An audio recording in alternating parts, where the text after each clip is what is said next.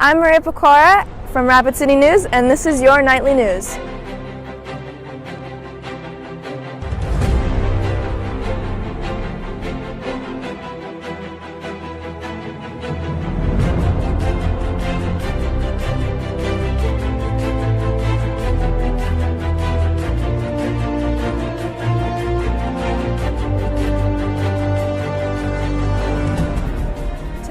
Review of Stevens High School's recent success as they placed in many events at the state competition.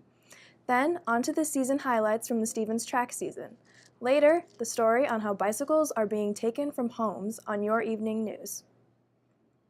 This past weekend, the Stevens High School chapter of FBLA triumphed at the State Leadership Conference in Brookings. Emily Maltaverne, who placed first in the Sports and Entertainment Management competition, shares about the state competition. I just finished the Sports and Entertainment Management competition and my team won first place. It was really a team effort and we learned a lot about business through the process and had a lot of fun, and we learned a lot about FBLA and how that's going to help us in the future, and we're just really excited about it. Okay, so what are you doing to prepare for the national competition? Well, I'm doing many things. One of the things I'm reading books on the topics that they give me, and another thing that they're doing, or what I'm doing, is I'm going with my teachers and my advisor, going over some things, reviewing, her testing me on some things. Awesome. Well, good luck at the state competition. Up next, the Raider track season coming to a close.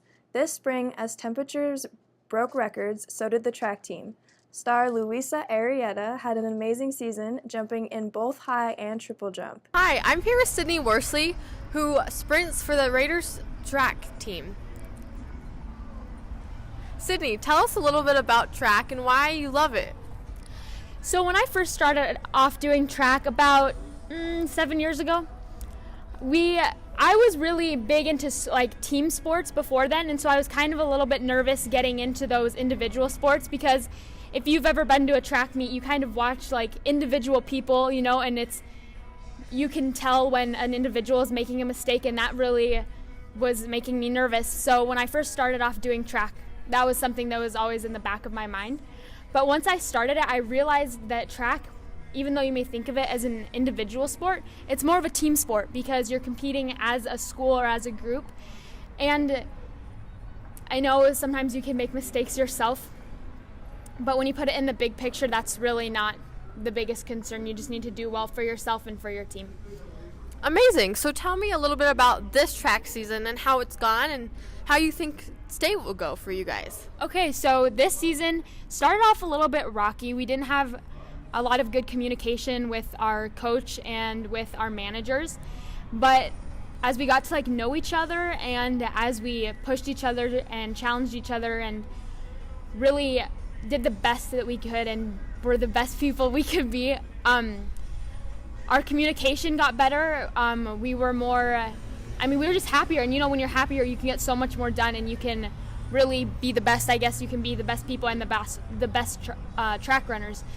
So state was we weren't really focusing on state in the earlier parts of the season because we really wanted to focus on the present. But as we're getting closer and closer to state, I think we're gonna have a really good chance.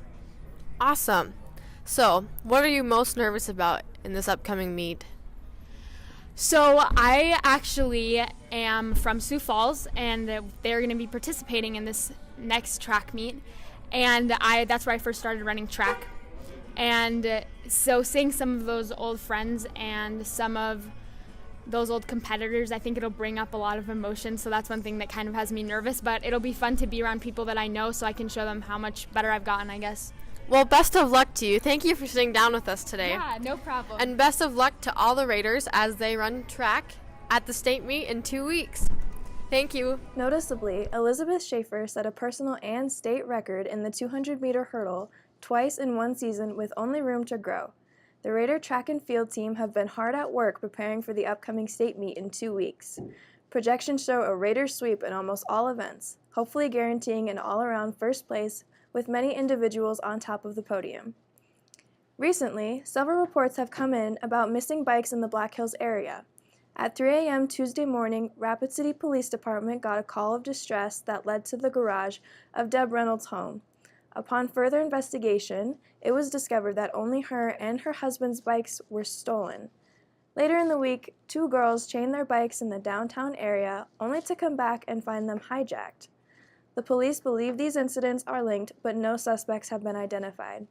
I'm Jade from Rapid City News, here in downtown, where just recently 2 girls left their bikes chained to a bike post to come back and have them gone, hijacked, stolen. Where did they go? And why are bikes all around the city disappearing? Well, we're here to find out. Right here is usually where people in Rapid secure their bikes when they go downtown. However, due to these recent robbings, many people haven't felt safe riding their bikes and have turned to cars, which is unfortunate for our environment. How come these aren't working anymore, and what can we do to prevent this problem? How do you feel about bikes being stolen in the Black Hills area? I mean, not great. It kind of sucks. Most of them have been my bikes. I thought about changing the lock to my garage. I bought another lock. Somebody stole the lock. So it's not a good situation, especially for me. Right. I'm out of lock and several bikes. I have started a charity, though, to offer bikes to children who have had theirs stolen from them. Somebody stole my flyers, but I'll get more out this afternoon. All right. And what made you want to give bikes to these children? Well, you know, I can kind of relate. So, yeah. Plus, they're kids. Should probably be nice to them. Exactly. Well, thank you. In the meantime, local Rapid City bike shop, Cranky Joe's, has donated 4 bikes to all theft victims. We hope that everyone has a good and safe weekend. Thank you for joining us. I'm Maria Pecora. Good night.